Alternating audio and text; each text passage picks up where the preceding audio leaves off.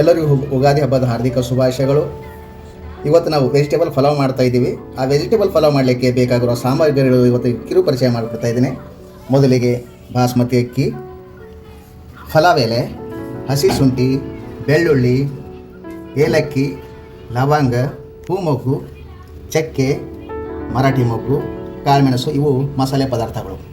ಮತ್ತು ಅದಕ್ಕೆ ಬೇಕಾಗಿರುವ ತರಕಾರಿ ಟಮಾಟೊ, ಕ್ಯಾರೆಟು, ಬೀನ್ಸು, ಹೂಕೋಸು, ಕರಿಬೇವು, ಪುದೀನ, ಕೊತ್ತಂಬರಿ, ಹಸಿಮೆಣಸಿನಕಾಯಿ, ಈರುಳ್ಳಿ, ತುಪ್ಪ ಮತ್ತು ಸಿಹಿ ಎಣ್ಣೆ, ರುಚಿಗೆ ತಕ್ಕಷ್ಟು ಉಪ್ಪು ಮತ್ತು ಖಾರ.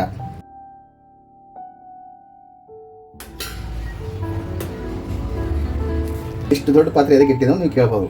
ಯಾಕೆಂದರೆ ನಮ್ಮ ಮನೇಲಿ 4 ಜನ ಇದ್ದೀವಿ, ಗಂಡ ಹೆಂಡತಿ ಮತ್ತು 2 ಮಕ್ಕಳಿದ್ದಾರೆ. ಅದಕ್ಕೋಸ್ಕರ ನಾನು ಎಷ್ಟು ದೊಡ್ಡ ಪಾತ್ರೆ ಇಟ್ಟಿದ್ದೀನಿ. ನಿಮ್ಗೆ ಎಷ್ಟು ಬೇಕು, ನಿಮ್ಮ ಮನೇಲಿ ನಿಮ್ಗೆ ಎಷ್ಟು ಬೇಕು ಅಷ್ಟು ನೀವು ಇಟ್ಕೋಬೋದು. ಈಗ ಮಾಡೋದು ಹೇಗೆ ಅಂತ ನಾನು ನಿಮಗೆ ಹೇಳ್ಕೊಡ್ತಾ ಇದ್ದೀನಿ. ಮೊದಲು ಈ ಪಾತ್ರೆಗೆ ಮೊದಲು ಎಣ್ಣೆ ಹಾಕ್ಕೊಳ್ಳಿ. 4 ಟೇಬಲ್ ಸ್ಪೂನ್ ಎಣ್ಣೆ ಹಾಕ್ಕೊಂಡಿದ್ದೀನಿ. ಯಾಕೆಂದರೆ ನಾವು ಸ್ವಲ್ಪ ಕ್ವಾಂಟಿಟಿ ಜಾಸ್ತಿ ಮಾಡ್ತಾ ಇದ್ದೀವಲ್ಲ, ಅದಕ್ಕೋಸ್ಕರ 4 ಟೇಬಲ್ ಸ್ಪೂನ್ ಎಣ್ಣೆ ಹಾಕ್ಕೊಂಡಿದ್ದೀನಿ ನಾನು. ಸ್ವಲ್ಪ ಅದಕ್ಕೆ ಸಾಸಿವೆ ಹಾಕ್ಕೊಳ್ಳಿ.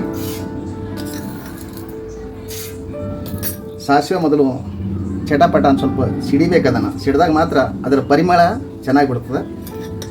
ಆಮೇಲೆ ಸ್ವಲ್ಪ ಜೀರಿಗೆ ಹಾಕ್ಕೊಳ್ಳಿ.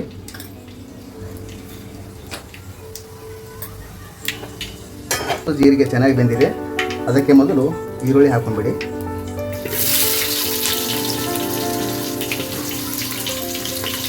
ನಂತರ ಒಂಚೂರು ಸ್ವಲ್ಪ ಆ ಕಡೆ ಈ ಕಡೆ ಮಾಡಿ ಈರುಳ್ಳಿನ ಚೆನ್ನಾಗಿ ಬೇಯಲಿ. ಅದನ್ನು ಸ್ವಲ್ಪ ಅದು ಕಂದು ಬಣ್ಣ ಬರಬೇಕು, ಅಂದರೆ ಸ್ವಲ್ಪ ನಿಮ್ಗೆ ಗೊತ್ತಾಗುತ್ತೆ ಅದು ಚೆನ್ನಾಗಿ ಬೇಯಿದೆ ಅಂತ ತಿಳ್ಕೊಂಡ್ಬಿಟ್ಟು ಸ್ವಲ್ಪ ಮೀಡಿಯಮ್ ಫ್ಲೇಮಲ್ಲೇ ಸ್ವಲ್ಪ ಚೆನ್ನಾಗಿ ಬೇಯಿಸ್ಕೊಳ್ಳಿ ಅದನ್ನು.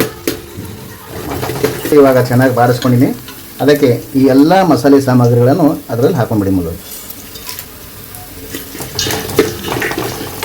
ಯಾಕೆಂದರೆ ಮೊದಲೇ ಮಸಾಲೆ ಹಾಕೊಂಡ್ಬಿಟ್ಟು ಏನಾದರೂ ಅದು ಮಸಾಲೆ ಏನಾಗ್ಬಿಡುತ್ತೆ, ಅದು ಚೆನ್ನಾಗಿ ಸೇರಿಬಿಡುತ್ತೆ. ಅದರ ಪರಿಮಳ ನಮಗೆ ಬಿಡೋದಿಲ್ಲ. ಈರುಳ್ಳಿ ಬಾಡಿದ ನಂತರನೇ ನೀವು ಮಸಾಲೆ ಸಾಮಗ್ರಿನ ಹಾಕೋಬೇಕು. ಈಗ ನಂತರ ಒಂದೊಂದು ಕರಿಬೇವು ಹಾಕ್ಕೊಳ್ಳಿ. ನಂತರ ಹಸಿಮೆಣಸಿನಕಾಯಿ, ಅದನ್ನು ಒಂಚೂರು ಬಾಡಿಸ್ಕೊಂಡ್ಬಿಡಿ.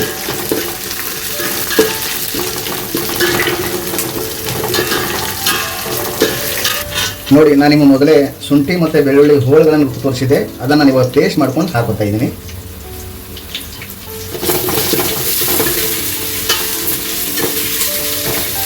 ಬೆಳ್ಳುಳ್ಳಿ ಹಾಕಿದ ತಕ್ಷಣ ಎಷ್ಟು ಘಮ್ ಅಂತ ಇದೆ.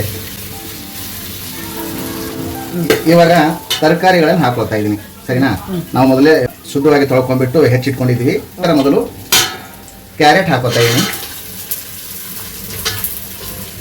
ನಂತರ ಬೀನ್ಸು, ಆಮೇಲೆ ಹೂಕೋಸು. ಇದನ್ನು ಸ್ವಲ್ಪ ಬಾಡಿಸ್ಕೋಬೇಕು ಇದನ್ನು. ಯಾಕೆಂದರೆ ನಾವು ಟೊಮೆಟೊ ಹಾಕ್ಬಿಟ್ಟು ಏನಾಗುತ್ತೆ, ಟೊಮೆಟೊ ಬೇಗ ಬೆಂದು ಹೋಗುತ್ತಲ್ವಾ, ಅದಕ್ಕೋಸ್ಕರ ಇದನ್ನು ಚೆನ್ನಾಗಿ ಬೇಯಬೇಕು ತರಕಾರಿ. ನೋಡಿ, ತರಕಾರಿ ಎಲ್ಲ ಚೆನ್ನಾಗಿ ಬೇಯಿದೆ, ಸರಿನಾ? ಇದನ್ನು ಮಾಡ್ತಾ ಇರೋದು ವೆಜಿಟೇಬಲ್ ಪಲಾವ್ ಅಲ್ವಾ. ನೀವು ಮತ್ತೆ ನಿಮಗೆ ಏನು ಬೇಕು ಹೆಚ್ಚಿನ ತರಕಾರಿಗಳನ್ನು ಹಾಕೋಬೋದು. ಬೇರೆ ಏನು ಬೇಕಾದ್ರೂ ನೀವು ಕೂಡ ನಿಮ್ಗೆ ಏನು ಬೇಕೋ ತರಕಾರಿ ಹಾಕೋಬೋದು. ಈಗ ನಾನು ಟೊಮೆಟೊ ಹಾಕೋತಾ ಇದ್ದೀನಿ ಇವಾಗ.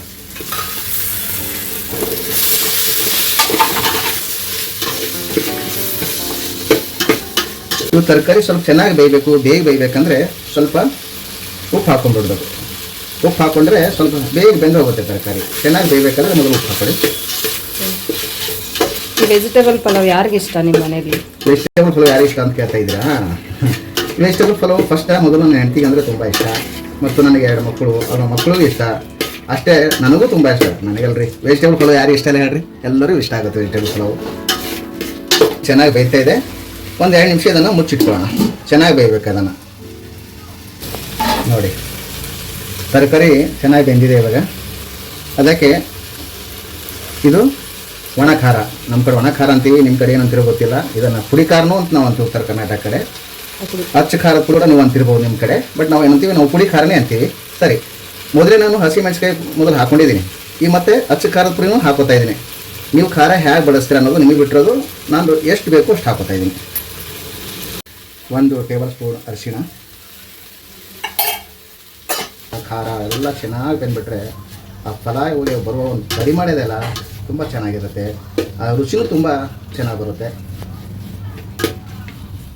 ಇದಕ್ಕೆ ಮೊದಲು ನಾವು ಏನು ಮಾಡಬೇಕು ಅಂದರೆ ಒಂದು ಬೌಲು ಮೊಸರು ಹಾಕೋಬೇಕು. ಮೊಸರು ಹಾಕೊಂಡ್ಬಿಟ್ರೆ ಇನ್ನೂ ಚೆನ್ನಾಗಿ ರುಚಿ ಬರುತ್ತೆ ಇದಕ್ಕೆ.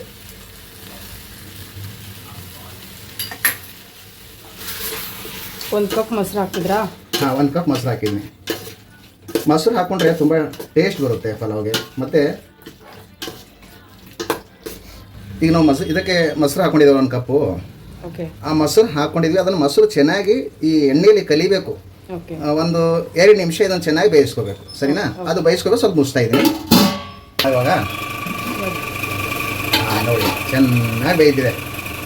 ನಿಮ್ಗೆ ಹೆಂಗೆ ಗೊತ್ತಾಗುತ್ತೆ ಗೊತ್ತಾ? ಇಲ್ಲಿ ನೋಡಿ ಎಣ್ಣೆ ಎಲ್ಲ ಬಿಡ್ತಾ ಇದೆ ಅಲ್ವಾ ಇದರಲ್ಲಿ? ಎಣ್ಣೆ ಚೆನ್ನಾಗಿ ಬಿಟ್ಕೊಂಡಿದೆ. ಅಂದರೆ ನೀವು ನಮಗೆ ಗೊತ್ತಾಗ್ತಾ ಇದೆ ಇದು ಚೆನ್ನಾಗಿ ಮಸಾಲೆ ಚೆನ್ನಾಗಿ ಪ್ರಿಪೇರ್ ಆಗಿದೆ. ನಾವು ಈಗ ಏನು ಬೇಕಂದರೆ ಸ್ವಲ್ಪ ಪುದೀನ ಹಾಕೋಬೇಕು ಇವಾಗ. ಈ ಮೊದಲೇ ನಾವು ಪುದೀನ ಹಾಕೊಂಡ್ರೆ ಏನಾಗುತ್ತೆ ಅಂದರೆ ಈ ಪುದೀನದ ಪರಿಮಳ ನಮಗೆ ಸಿಗೋದಿಲ್ಲ. ಎಲ್ಲ ಬೆಂದಾದಮೇಲೆ ಆಮೇಲೆ ಹಾಕೊಂಡ್ಬಿಟ್ರೆ ಇದ್ರ ಪರಿಮಳ ಚೆನ್ನಾಗಿ ಸಿಗುತ್ತೆ ನಮಗೆ.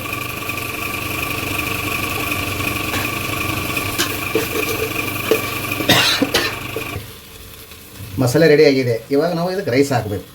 ನೋಡಿ, ನಾನು ಇದು ಬಾಸ್ಮತಿ ರೈಸ್ ಹಾಕ್ತಾಯಿದ್ದೀನಿ. ಇದನ್ನು ಮೊದಲೇ ಚೆನ್ನಾಗಿ ತೊಳೆದಿಟ್ಕೊಂಡು 1-5 ನಿಮಿಷ ನೀರಲ್ಲಿ ನೆನೆ ಇಟ್ಟಿದ್ದೆ, ಸರಿನಾ? ನೀವು ಬಾಸ್ಮತಿ ರೈಸ್ ಬೇಕಾದ್ರೆ ಹಾಕ್ಬೋದು, ಅಥವಾ ಸೋನಾ ಮಸೂರಿ ಹಾಕೋಬೋದು, ಬೇರೆ ಯಾವುದು ಬೇಕಾದ್ರೆ ನೀವು ರೈಸ್ ಹಾಕೋಬೋದು. ಬಟ್ ಈ ಬಾಸ್ಮತಿ ರೈಸು ನನ್ನ ಮಕ್ಕಳಿಗೆ ತುಂಬ ಇಷ್ಟ, ಅದಕ್ಕೋಸ್ಕರ ನಾನು ಬಾಸ್ಮತಿ ರೈಸ್ ಹಾಕೋತಾ ಇದ್ದೀನಿ. ನೋಡಿ,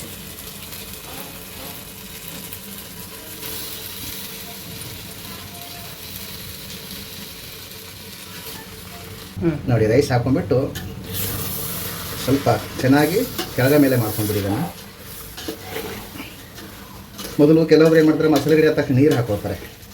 ಅದು ನಾನು ನೀರು ಹಾಕ್ಕೊಂಡಿಲ್ಲ, ನೀರು ನಾನು ಆಮೇಲೆ ಹಾಕೋತೀನಿ. ಮೊದಲು ರೈಸೇ ಹಾಕ್ಕೊಂಡಿದ್ದೀನಿ. ಏನಾಗುತ್ತೆ ಅಂದರೆ ರೈಸ್ ಮೊದಲು ಹಾಕೊಂಡ ತಕ್ಷಣ ರೈಸು ಕೂಡ ಎಣ್ಣೆಲಿ ಚೆನ್ನಾಗಿ ಬೇಯುತ್ತೆ. ಅದಕ್ಕೋಸ್ಕರ ನಾನು ಮೊದಲೇ ರೈಸ್ ಹಾಕ್ಕೊಂಡಿದ್ದೀನಿ. ಆಯಿತಾ? ಇದು ಚೆನ್ನಾಗಿ ಕಲ್ಕೊಂಡ್ಬಿಟ್ಟಿದೆ. ಜಾಸ್ತಿ ಕೈ ಆಡಿದ್ರಿಂದ ಏನಾಗುತ್ತೆ, ಅವು ಅಕ್ಕಿಗಳು ತುಂಡಾಗ್ಬಿಡ್ತವೆ, ಮುರಿತವೆ. ಅದಕ್ಕೆ ಸಾಕು, ಅಷ್ಟೇ ನಾವು ಮಾಡ್ಕೊಳ್ಬೇಕು. ನೋಡಿ, ರೈಸಲ್ಲಿ ಮಸಾಲೆ ಚೆನ್ನಾಗಿ ರೈಸಲ್ಲಿ ಕಲ್ಕೊಂಡ್ಬಿಟ್ಟಿದೆ.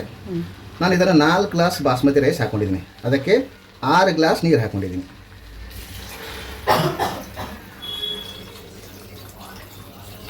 ನಾಲ್ಕು ಗ್ಲಾಸ್ ರೈಸ್ಗೆ 6 ಗ್ಲಾಸೇ ಸಾಕಾ ನೀರು? ಹೌದು, 6 ಗ್ಲಾಸೇ ಸಾಕು. ಯಾಕಂದರೆ ನಾವು ಮೊದಲು ರೈಸನ್ನು 5 ನಿಮಿಷ ನೀರಲ್ಲಿ ನೆನೆ ಇಟ್ಕೊಂಡಿದ್ದೀವಿ ಚೆನ್ನಾಗಿ. ಅದಕ್ಕೋಸ್ಕರ ನಮಗೆ ಅಗಳಗಳಾಗಿ ಬರಬೇಕನ್ನ ಸ್ವಲ್ಪ ಕಾಳಾಗಿ ಬರಬೇಕಂದ್ರೆ ಕರೆಕ್ಟಾಗಿ ನೀರು 4 ಗ್ಲಾಸ್ ಅಕ್ಕಿಗೆ 6 ಗ್ಲಾಸ್ ನೀರು ಹಾಕೋಬೇಕು.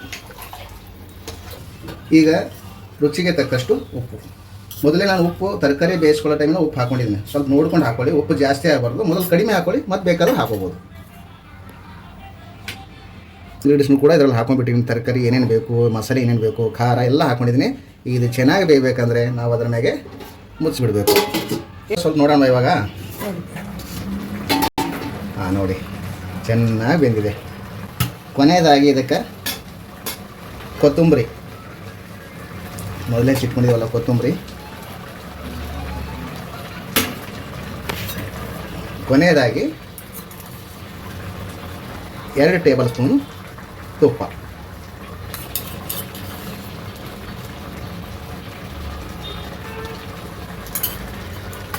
ಇದು ಚೆನ್ನಾಗಿ ಬೆಂದಿದೆ. ಇವಾಗ ಇದನ್ನು ಮತ್ತೆ ಒಂದು 5 ನಿಮಿಷ ಸ್ಟೋವ್ ಆಫ್ ಮಾಡಿಬಿಟ್ಟು ಅದನ್ನು ಬಿಟ್ಬಿಡ್ಬೇಕಷ್ಟೇ. ಇವಾಗ ವೆಜ್ ಬಿರಿಯಾನಿ ಇವಾಗ ರೆಡಿಯಾಗಿದೆ ಇಲ್ಲ ಅಂತ.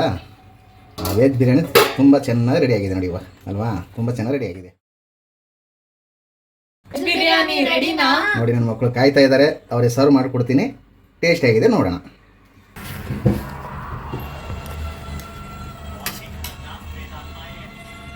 ಮಕ್ಕಳೇ, ವೆಜಿಟೇಬಲ್ ಬಿರಿಯಾನಿ ರೆಡಿ. ತಿಂದು ರುಚಿ ಹೇಗಿದೆ ಹೇಳ್ಬಿಡ್ಬೇಕು.